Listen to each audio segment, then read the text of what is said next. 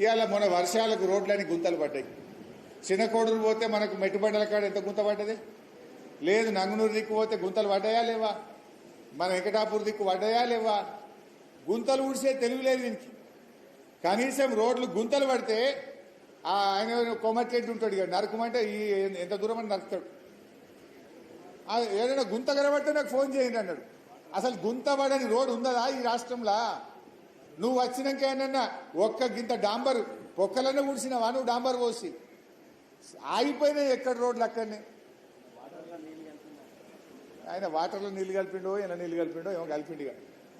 అయితే ఇవాళ ఆయన ముఖ్యమంత్రి పోయి నిన్న కొబ్బరికాయ కొట్టిండి. అలా ఫ్యూచర్ సిటీకి అట 4 లైన్ రోడ్ అట. ఇక్కడ సిటీ లేదు, ఇల్లే దిక్కు లేదు, దానికి 6 లైన్ల రోడ్ ఇస్తాడట. ఉన్న రోడ్లకేమో గుంతలు పడితే పూడ్చేది తెలివి లేదు. అంటే ఎవరి కోసం చేస్తున్నావు నువ్వు?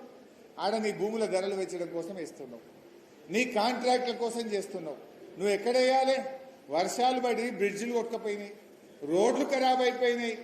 ఎవడు కాంట్రాక్టర్ అంటూ టెండరే ఎత్తలేడు.